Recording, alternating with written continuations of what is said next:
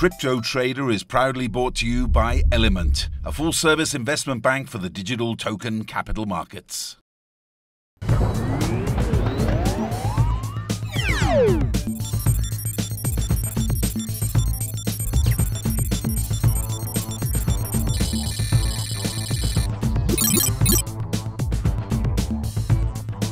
This episode of Crypto Trader is brought to you by iCapital.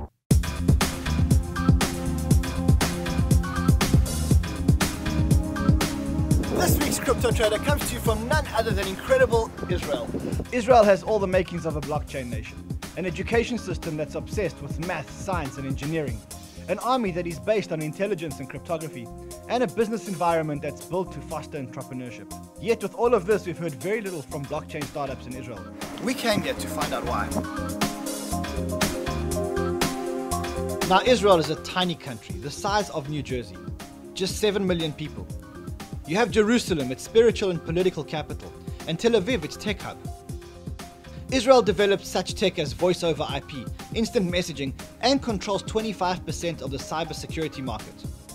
Every crypto trader seems to be asking, when will the institutional money flow into crypto? Well, in this episode, you'll see that institutional capital, investment, and advisory may already be here. First up, iCapital. They'll be showing us around the Israeli crypto scene. One of the biggest up-and-coming funds in Israel, which is a hybrid between venture capital and blockchain. Hi, Ran. Welcome. Hi. Ladies, I'm so excited to be here in Israel. What can I expect from my trip here? Well, I think it's a super exciting time to be in Israel. Israel has been working on blockchain technologies for many years, and I remember when we started 5-6 years ago, it was still all very much underground. Now you see so many projects and talented people coming out and looking to take an active role in shaping this technology. So there seems to be a lot of hype here in Israel about Israeli projects, but when you leave Israel, you don't hear much about Israeli projects. Why do you think that is? I think Israel's strong suit was never marketing. We were always kind of good at doing and technology and cyber and algorithms, but we're learning. And still some of the top ICOs in terms of amount raised and ambition of the projects are in Israel. Now, speaking of amounts raised, you guys run a big fund here at iAngels. Tell me a little bit about iAngels. So iAngels, we started our activity about 5 years ago. We're really a hybrid platform in VC that specializes in startups in Israel. About a year ago, we founded a dedicated platform called iCapital that specializes in investments in blockchain. Well, how much of your investments are blockchain related? So from a business perspective, it's about 20% of our business. From a mindshare perspective, it's much, much more. And even today, when the markets are down and everything's depressed, are you still bullish as iAngels or iCapital on blockchain? Yes, very much. I mean, we see it more as a long-term. We think it's one of the most important themes in technology over the next decades. Definitely in the same scale as the internet in terms of the possibilities and what can be built from these technologies. But I think we need to always have a very critical mind about the fact that it's a very, very early stage industry. And everybody's still trying to figure out how it's all going to unfold and what kind of key elements in technology are going to be needed to actually make a dent. And I think what we're going to see is a lot of the projects are not going to succeed, similarly to what we see in VC. There are going to be consolidation. There are going to be a lot of the dynamics that we know from kind of our experience in VC. And I believe that in 10 years, we'll be in a completely different reality. So Agada's taking me around Israel. What's she like? So first of all, I wanted to say that the meaning of her name, Ran Neu-Ner, means tiger legend, literally. And Agada is our fierce and tireless manager of iCapital. And she is one of the strongest figures in blockchain in Israel today. Everyone really there is to know in Israel and abroad. Hey, Ran. Hey, nice to see you. So, you ready for your crypto tour in Israel? I'm more than ready. I'm excited. Let's go. So we followed Agada down the famous Rothschild Boulevard, past the Independence Hall, on the street where many entrepreneurs walk every single day. This was our intro into the Israeli blockchain scene. From their offices, we went across the city to do a breakfast panel they hosted along with Orbs, a soon-to-be-launched protocol, and CoinMama, an Israeli exchange. It gives you a glimpse into the highly intertwined crypto scene here in the country. Okay, so good morning, everyone. Thank you very much for being here. My name is Ran Neu-Ner. I'm the General Manager of iCapital, which is iAngel's subsidiary focused on blockchain investments. I think the question that is on all of our minds, from the beginning of the year, we've seen a massive decline in the market. How do you see the market performing? Doing what you're doing. Learn from the best. So I think we're looking at the whole thing completely wrong. So we're looking at this from an investor point of view, and we're saying we were at 800 billion and we went down to 200 billion, and is it all coming to an end? And I think what we've seen, we should break it up into two things. We saw an investor speculation bubble which took the market from $13 billion to $800 billion and then back down to $200 billion. But what we haven't seen is anybody actually using crypto. So we've had the investor speculation bubble. Cool, let's get that out the way. Now that the investor speculation bubble is out the way, we need to get down to serious business. And we need to actually build applications that use crypto for reasons other than speculation. And I don't mean ideas. I mean, I want to see people actually using crypto.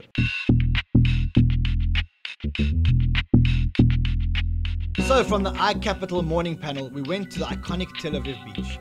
Then sunset, then nightfalls, when the city really buzzes. Think of it as kind of a Miami in the Middle East. And tonight, Space Mesh, one of Israel's most talked about stealth projects, invited crypto funds like Shelley's iAngels, VCs like Metastable and Arrington XRP, and even myself to talk crypto yet again. The next morning, Agada went straight to the source and took us to the Space Mesh offices to talk to their CTO about the hype. Hi, Tal. Hi, Agada. Well, we're here at Space Mesh with Tal Moran. Tal is one of Israel's most well-known cryptographers. Explain to me in layman's terms, what is Space Mesh?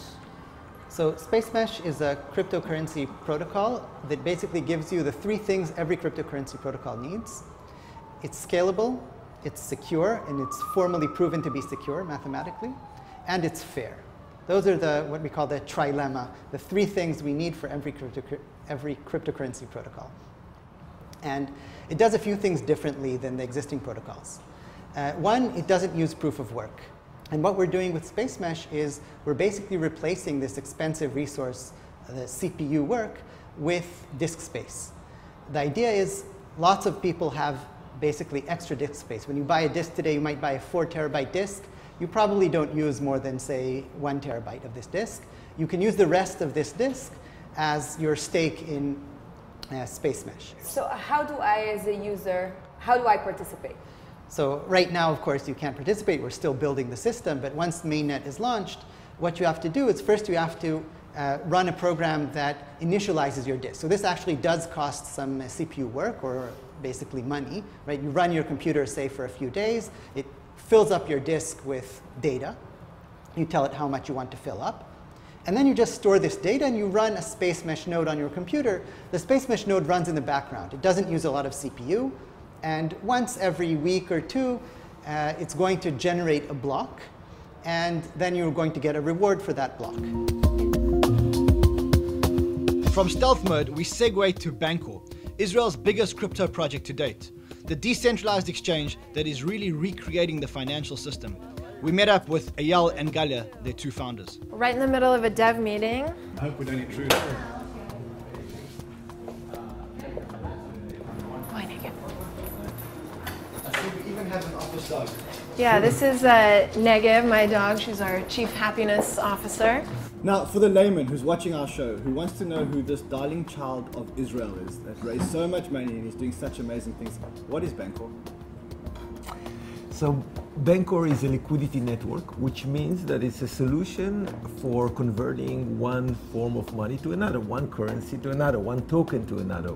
So Bancor introduced a new way to allow conversion between different currencies, and that way is based on smart contracts and essentially automatic market makers that always have liquidity available but still follow the market prices. And today there are over 120 different currencies that are traded using that method.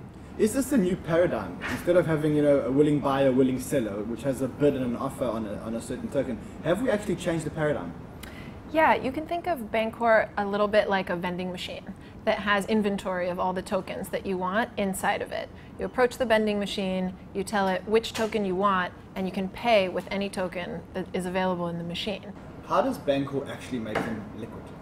So if we go back to the vending machine analogy, the vending machine will always accept your wax and dispense Storm, if that's what you want. It never runs out. It never runs out. The thing that changes is the price that it will reflect to you of what it's going to cost you to do that trade. And so the way that it works is that the inventory that the vending machine knows that it has is what it uses to tell you what that price should be. If it has not a lot of wax in inventory, the price is going to be more expensive. If it has a lot of Storm in inventory, that price is going to be cheaper. So it's very transparent, it's very predictable. The more people buy wax, the more the price will climb up. The more people sell Storm, the more the price will climb down. Today, most investors are trying to understand if institutional money will finally enter crypto. Enter Ernst & Young, the global accounting firm whose name adorns a whole building here in Tel Aviv, and is in fact contracted by some crypto companies to consult on ICO projects. So Yoram, thank you for having us here at EY. It was quite a surprise to come to one of the big giants and talk about blockchain and crypto. Are you guys involved in blockchain and crypto? Yes, very much so. First of all, welcome to our new offices in Tel Aviv. We've been looking at crypto asset and blockchain technology for a couple of years now. I think the notion of decentralized system quite intrigued us at the beginning. Being a huge advisory service provider, we looked at the applications that blockchain technology can be used for. And then it evolved to the use of tokens, and then it evolves, of course, to crypto asset. And then you look at the entire ecosystem, and suddenly you have a new playing field for the Israeli high-tech ecosystem to play with. So we, just enjoying being part of it. And how big is blockchain for EY at the moment? So I think blockchain is in very embryonic stages. It's just the beginning, and I think it's going to be humongous if you look at it now. That's my personal opinion that we're going to see blockchain capabilities and technology embedded in almost everything that we have in our life. And 20 years from now, when we're going to look back and we're going to see it, it's going to be like internet and cybersecurity. You're going to see it everywhere. How are the regulators and legislators when it comes to blockchain here in Israel? Okay, so the regulators everywhere, in Israel specifically, are divided. If you look at the Israeli tax authorities or any tax authority globally, they are much more advanced into that. If you look at the regulators, others in the bank regulators and the central banks, they're a bit much more hesitant about that. And it's going to take time. I think like any new revolution, changes happen, there's a lot of people coming in, early adapters, and the more the establishment go into the blockchain technology and crypto asset, we'll have more regulators going into and have more comfort in dealing with that. How important is your relationship with the regulators? Are you guys assisting and guiding the regulators? So I think that in the modern technology, where technology is moving so fast, regulators cannot keep up. And they need our help in creating a self-regulation in order to be able to actually help them coming to the right decision. We at EY have to deploy very strict internal regulations in order to make sure that we are doing the right things.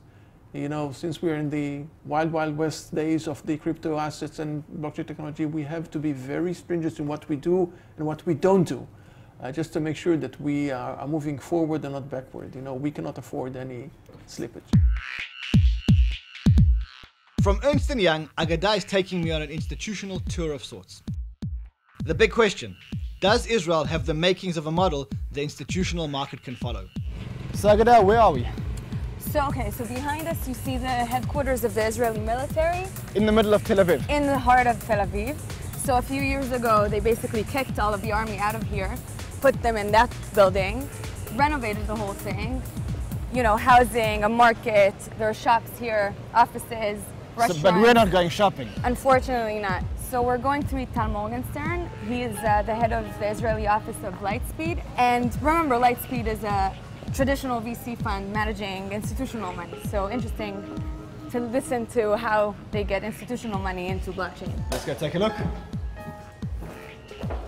Tal, it's a great pleasure to be here. I always like to spend time with traditional funds who've gone into crypto. Yeah, so thanks for having me. I like playing the institutional type, so welcome. So speaking of institution, tell us a little bit about your institution. Right, so we're Lightspeed. I'm one of 3 partners located here in Israel. We have sister funds in China and India, and the mothership in Menlo Park, where it all began. And how much money are you guys managing? So we manage, I think, around between 5 and 6 billion in total. Right now we invest out of our 12th fund, which is 1.8 billion, more or less, divided into a growth vehicle and an early stage vehicle. Now, let's talk about your blockchain specific investments. Correct. Okay. How long have you guys been investing in blockchain for? I believe for almost 9 or 10 years now. And today, what percentage of your funds are being invested into blockchain? I would guess like anything from 5 to 10%, which sounds like low, right? Especially to people viewing this show when maybe 90% of their net worth is in blockchain or crypto. Are you managing institutional money? You must be managing institutional money. Yes. And the vast majority is institutional money. So this whole thing about when are the institutions coming into crypto? What you're saying to me is that 5 to 10% of the institutional money that you're managing is already in crypto. Right, so I would differentiate. First of all, they're already in crypto. So institutional investors are already in crypto. And for us, it's sort of like a byproduct of our general activity. It's definitely not our full focus. So blockchain investments that you guys make, what kind of investments are you guys making? Okay, so I think we've been active pretty much all over the spectrum. So we've done anything from mining and even ASICs or semiconductors specifically, on that end of the spectrum, all the way up to dApps. A recent example is a company called Audius, which does a streaming service, a blockchain, like censorship-resistant blockchain-based streaming service. So that's on the opposite end of the spectrum, and we've done wallets, protocol level. We've done currencies direct. As I just mentioned, we're looking at a seed opportunity now, doing something around KYC and AML. Yeah. Now, we spoke to some other venture capitalists, and they kind of said that once they met the blockchain, they could never go back to venture capital. Interesting. Okay. Yeah. How do you feel about it? So I feel like I did this swing between again in 2009 when I was in California and kind of getting exposure to the the origin story. So I feel like I went very deep into the rabbit hole on a personal level. Are you buying Bitcoin today at $7,000? I actually think it's besides the point, but anecdotally I did last week. Right. So if you ever bought crypto with a credit card, you probably went through these guys. Let's meet Simplex. Good to see you. So I really want our viewers to realize you're an Israeli OG in the crypto space. You founded Simplex in 2014. So if any of our viewers ever purchased Bitcoin or Ether or any crypto with their credit cards, it's through you? Very high chance that they did, yeah. It was most likely it was facilitated through us. So you started the company in 2014, one of the early companies in the field, especially in Israel.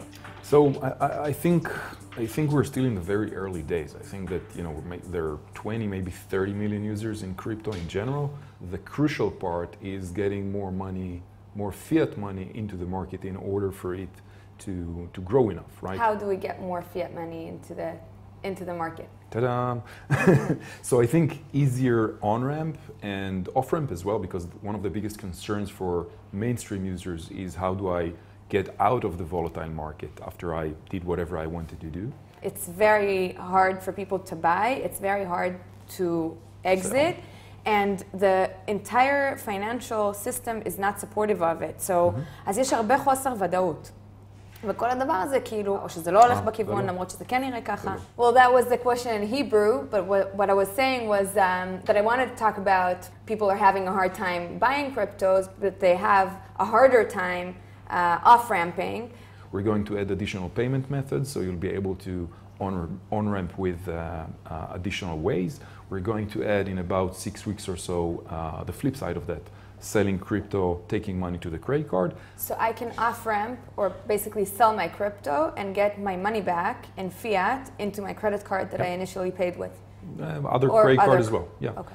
And going forward a few months, we're going to kind of consolidate all this offering into an actual Simplex account, meaning that next time that you go and buy or sell somewhere, you're able to, instead of typing in all the information of the card or the other payment method, you can just log in into Simplex and use your profile with us to handle all of that. And the more important part around that is that we'll be able to hold fiat balances for you. Interesting. Who is Gigi Levy? Well, I started my career in the Israeli Air Force as a pilot. Then, like everybody here, started my first company, because you can't be anything here if you don't start your first company.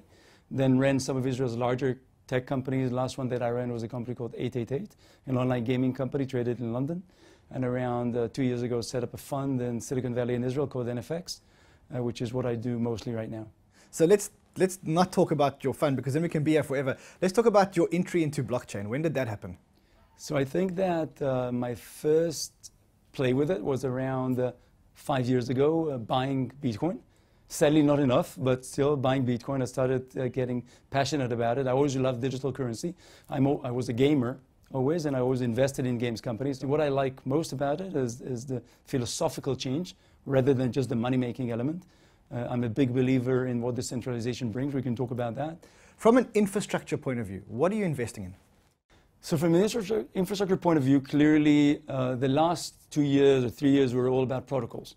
But we're going to have multiple protocols, and some of them aren't going to survive. And I think the question that I'm trying to get to is, Gigi Levy, what is he actually investing in? What protocols are you bullish on?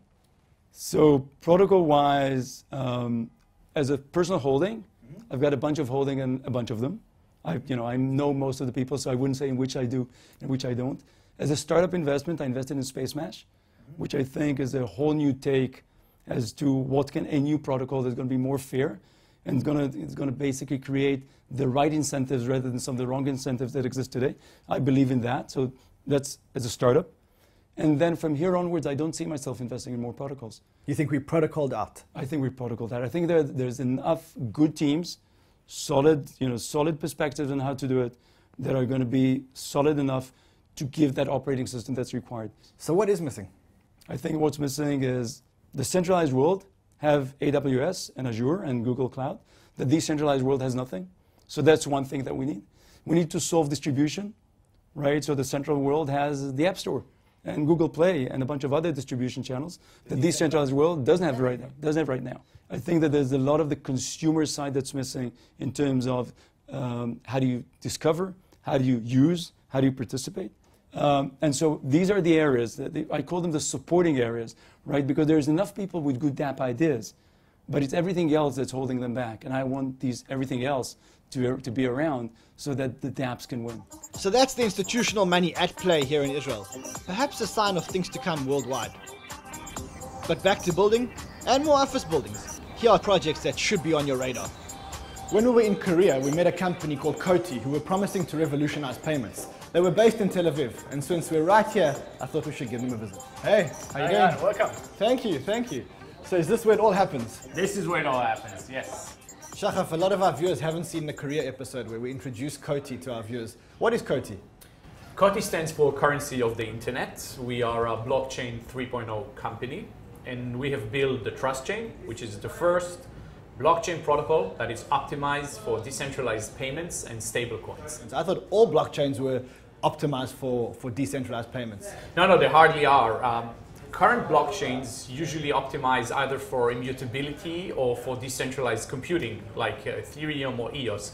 But when you literally try to transact with them, you realize that you have problems with the scalability, transaction costs, stability, identity issues, and trust issues. So we've optimized our blockchain and created a new form of blockchain that is optimized for that, so it can be used for everyday transactions. And when you say optimized, what kind of protocol are you using? So we are using direct acyclic graph data structure, and on top of it, we've built our own consensus protocol called the Trust Chain, which is based on a new mathematical procedure called proof of trust. And how does proof of trust work? So we are clustering transactions according to a trust score that we assign to each participant in the network. And with that, we can do parallel consensus and achieve greater scalability with lower cost. But you must be compromising on something by getting this speed. What are you compromising on? Are you compromising on security? Are you susceptible to an attack? With DAG, you have two disadvantages. One, it is very complicated to develop a robust system. This is why we have a grand R&D team that is dealing with that. And the second thing is, yes, you are more susceptible to what is known as a double spend attacks. We have created a new form of nodes called double spend prevention nodes that actually combats that successfully. So let's go check out the R&D team. Okay, let's go. Let's go. This here is our content and marketing team. Awesome. Beautiful view. Yeah, and this here is our R&D team, where we have full stack developers, back-end, front-end, data scientists and mathematicians all working on the protocol. Awesome. So Shachaf, this is the R&D team. Talk to me about some of the features that the guys are building onto this DAG technology. So one of the most interesting things that we've developed is our buyer seller protection. So right now with cryptocurrencies, if you're paying with a cryptocurrency, it's irreversible. You can't charge back these transactions. One of the things that we've developed is a decentralized chargeback mechanism where people can cancel a transaction in case a product was not developed. Now you said scalability, and that's the big question here. How many transactions per second are you talking about? Well, right now in this room, we're already doing 10,000 transactions per second, and that is when the network is not even grown. When it will grow, scale will be almost infinite, because the only thing that will matter will be the number of participants in the network. You're talking about 10,000 transactions per second, but is this product actually deployed at the moment? Are merchants actually using it, or are these transactions test transactions? So the cool thing, and the announcement that I want to make today, is that once this show is aired, we are revealing our code on GitHub, so anybody can watch it, and we are releasing right now our net, and all of this will become public right now. Great. So if our viewers want more information, or maybe even want to get involved in your next sale, where can they go? They should go to koti.io and contact us. We also have a very publicly known Telegram channel and a Discord channel if you are a developer. So if you want to use our protocol, go to GitHub and watch everything. It is available right now. Great, Shachaf, thank you very much. Thank you.